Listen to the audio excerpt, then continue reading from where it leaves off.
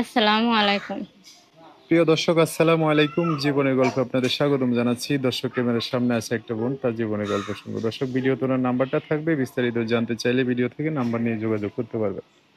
আসসালামু আলাইকুম। ওয়ালাইকুম সালাম। কেমন আছেন? আলহামদুলিল্লাহ, আল্লাহ রাখছে কোনো মতো ভাই। আল্লাহ কোনো মতো রাখছে, ভালো আছেন না? হ্যাঁ। নাম কি আপনার? নির্জনা। হ্যাঁ, নির্জনা। নির্জনা, সুন্দর নাম। পরিবারে কে কে আছে? পরিবারে মা আছে, বাবা আছে। মা অসুস্থ আর বাবা রিক্সা চালায়। মা অসুস্থ, বাবা রিক্সা চালায়। হুম। ভাই বোন আছে? হ্যাঁ, ছোট একটা বোন আছে। আর ভাই নাই না? না। দুই বোন আপনারা। হ্যাঁ। গ্রামের বাড়ি কোথায়? গ্রামের বাড়ি রাজশাহী। এখন কই থাকেন? এখন থাকি ঢাকা মিরপুরে। মিরপুরে থাকেন। কি করেন এখানে? আমি পার্লারে কাজ করি। পার্লারে কাজ পারেন? হ্যাঁ, শিখতেছে ভাই। মানে শিখতে আছেন, করতে আছেন নাকি? হ্যাঁ। আচ্ছা, অন্য মানুষের না পার্লারটা? পার্লারটা কি অন্য মানুষের? হ্যাঁ ভাই, অন্য মানুষের পার্লার। বাবাটা খুব কি যে অসুস্থ। হুম। এর মধ্যে সে রিক্সা ভালো মতো চালাইতে পারে না, বুড়া মানুষ। যতক্ষণ আমি পার্লারে কাজ করি, হুম। 200 যাই টাকা পাই, সেই টাকা দিয়ে কোনো মতো আর কি সংসারটা চলে।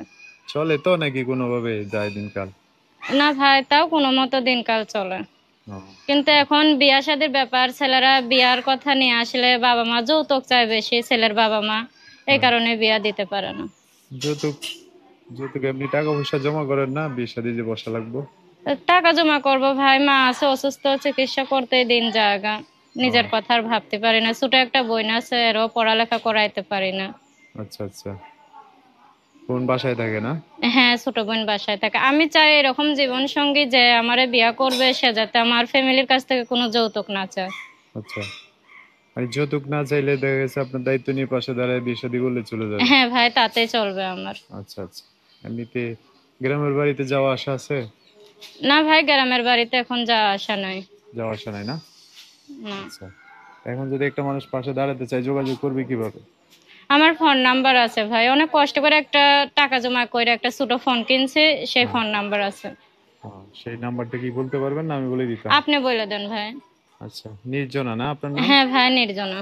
দর্শক, নির্জনা নাম্বারটা আমি বলে দিব, অবশ্যই স্ক্রিনে লিখিয়ে দিব, উনি আমার সাথে বলবে। নাম্বার হচ্ছে 017, বলেন। 017 83 83 12 12 81 81 67। 67। লাস্টে 67 এর এই নাম্বার না? হ্যাঁ ভাই, এই নাম্বারটা। দর্শক, নাম্বারটা আমি আরেকবার বলে দিচ্ছি, 017 83 12 81 67। এটাই হচ্ছে ওনার নাম্বার। এই নাম্বার সুন্দর করে লেখাও থাকবে, বিস্তারিত জানতে চাইলে নাম্বার ফোন দিয়ে আপনারা সবকিছু জানতে পারবেন।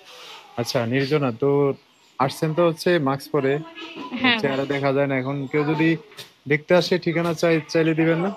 হ্যাঁ, অবশ্যই দেবো। সে যদি আমার সারা জীবনের জন্য দায়িত্ব নিতে চায়, আমারে বিয়ে করতে চায়, হুম। আমি শুধু তারই মুখ দেখাবো। আচ্ছা, ঠিক আছে।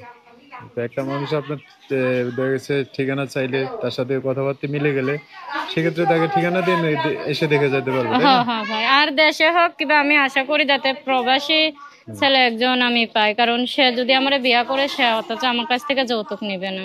আচ্ছা আচ্ছা, ঠিক আছে, ওকে। তো এই কথা আপনি ফোন দিলে ভালো করে কথাবার্তা বললেন, হ্যাঁ? হুম। দর্শক, আজকের ভিডিও পর্যন্তই। দেখা হবে নতুন কোনো ভিডিওতে। সবাই ভালো থাকবেন। আল্লাহ হাফেজ। আসসালামু আলাইকুম।